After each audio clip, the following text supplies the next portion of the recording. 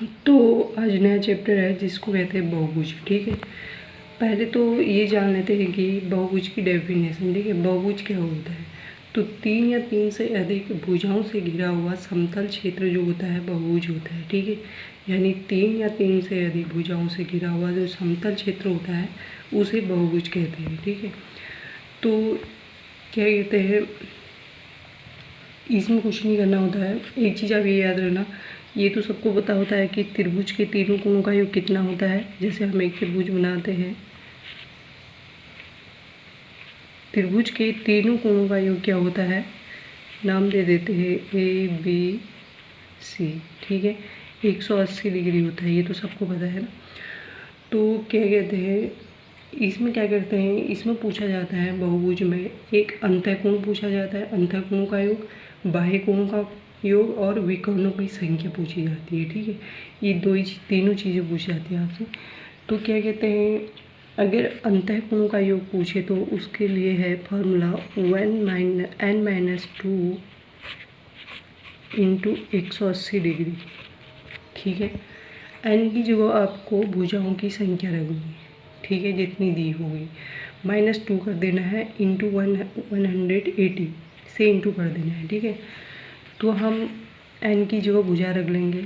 अच्छा, सभी जैसे क्वेश्चन है यहाँ पर कि एक बहुभुज में 12 भुजा है, तो सभी आंतरिक कोणों का योग या माप क्या होगा, योग या माप एक ही होता है। ठीक है, क्या होगा सभी में, और प्रत्येक एक पूछता है, प्रत्येक एक पूछता है सभी।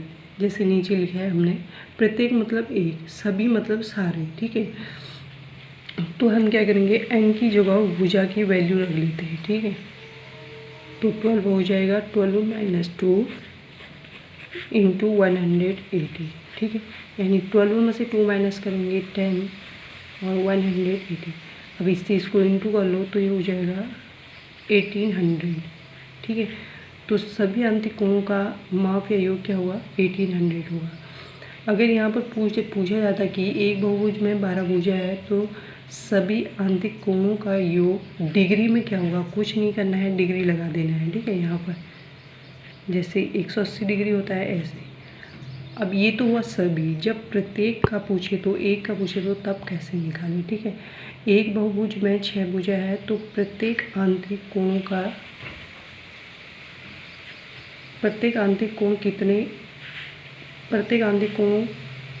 योग नहीं लिखा। ठीक है, कितना हुआ, हाँ लिख देते हैं। ठीक है, योग कितना हुआ, प्रत्येक मतलब एक का पूछ रहा है, तो हमें क्या करना है, ऐसे ही करना है आपको जैसे हमें भुजा देनी है। अगर आंतरिक कोणों का योग पूछे तो आपको वही सूत्र लगाना है, यानी n-2 इंटू 180 डिग्री। ठीक है, तो हम क्या करेंगे, n की जगह रखते हैं भुजा की वैल्यू, तो 6 - 2 इंटू 180 डिग्री।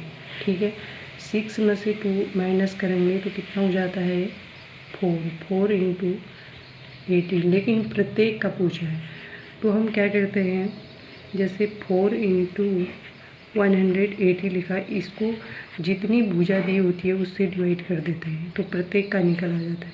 तो 6 3 से कितना होता है, 18। यहाँ 30 हुआ हमारा, 4 3 से 12 यानी 120 हो जाएगा, प्रत्येक का 120 हो जाएगा। कुछ नहीं करना है। अगर हमें यहाँ पर प्रत्येक का पूछा होता तो हम बट्टे में जितनी भुजा है हमारी उससे डिवाइड कर देते। ठीक है, अगर हमें सभी पूछे तो डायरेक्ट हम इंटू कर देंगे, अगर प्रत्येक की पूछता है तो भुजाओं से डिवाइड कर लेते हैं। ठीक है, तो प्रत्येक का निकल आ जाता है।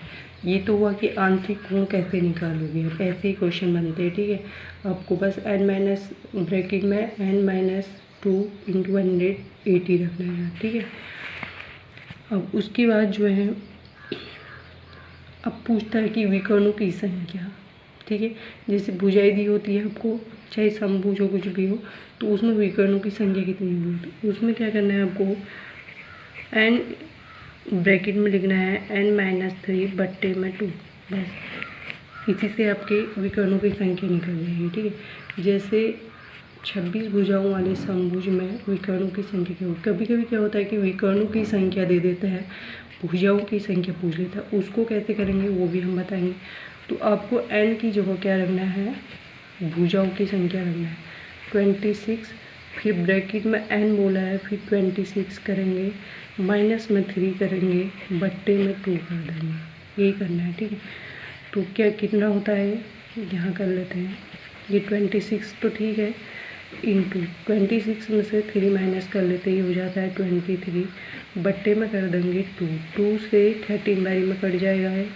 अब ये 13 3 जा 39, फिर 13 3 कैरी हो जाएगा, 13 2 जा 26, ये हो जाएगा 299, यानी विकर्णों की संख्या कितनी आई, 299। ठीक, विकर्णों की संख्या अब वैल्यू कुछ भी दे दे, यहाँ पर ऐसी निकालनी है आपको। ठीक है, तो अंतःकोणों का योग निकालना बता दिया, विकर्णों की संख्या बता दी। ठीक है, निकालनी। अब निकालते हैं बाह्य कोण का माप कैसे निकालोगे। ठीक है, माप योग एक ही होता है हमने कहा। अच्छा, बाह्य कोण का जो योग होता है वो होता है 360 डिग्री। ठीक है, इसको याद रखना आप। ठीक है, बाह्य कोण का जो योग होता है या माप होता है 360 डिग्री होता है। ठीक है, ये चीज़ याद रखना। और दूसरा, अंतःकोण का योग प्लस बाह्य कोण का योग, ठीक है, 180 डिग्री होता है। मतलब जैसे हमने त्रिभुज बनाया, ठीक है, यहाँ से एक लाइन खींच दी, एक त्रिभुज यहाँ बना, एक यहाँ। अगर ये 60 डिग्री होगा तो ये अंतःकोण, ये बाह्य कोण, दोनों का योग कितना होता है, 180 डिग्री होता है। ये 60 है तो 180 में से हम 60 माइनस कर लेंगे ना, तो 120 यहाँ होगा। दोनों को मिला के 180 होना चाहिए। ठीक है, यहाँ 120 होगा तो यहाँ 60 होगा। ठीक, तो हमसे क्या पूछा है, एक बहुभुज के प्रत्येक बाह्य कोण का माप 40 डिग्री है तो भुजाओं की संख्या क्या होगी।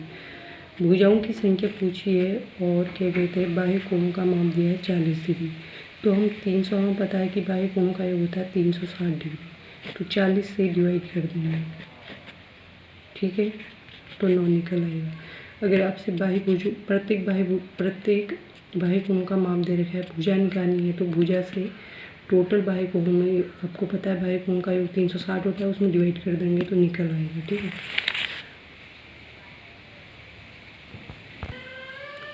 दूसरा पूछता है कि विकर्णों की संख्या दी होती है और भुजाओं की संख्या पूछता है। अभी बताया हमने, भुजाओं की संख्या दी हो, विकर्णों की संख्या तो हम कैसे निकालते हैं,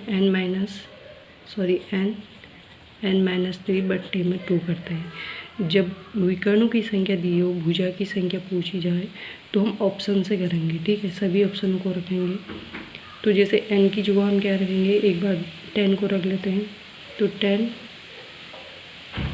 फिर उसके बाद 10 - 3 करेंगे, बट्टे में 2 कर देंगे। ठीक है, तो ये हो जाएगा 10 - 7, 2 से 10 कट जाएगा, ये तो 35 आ रहा है, ये तो होगा नहीं, 20 आना चाहिए। ठीक है, फिर इसको हम 8 को ले लेते हैं, तो 8 3 कर लेंगे, बट्टे में 2। ठीक है, जब हम 8 - 5 और 2 करेंगे तो ये 2 से 4 बारी में कट जाएगा, 5 चौक 20, यानी बी होगा ऑप्शन। तो जब विकर्णों की संख्या दी हो, भुजाओं की संख्या निकालनी हो तो ऑप्शन से करते हैं हम। ठीक है, तो ऐसे ही क्वेश्चन बनते हैं। मिलते हैं नेक्स्ट वीडियो के साथ। All the best.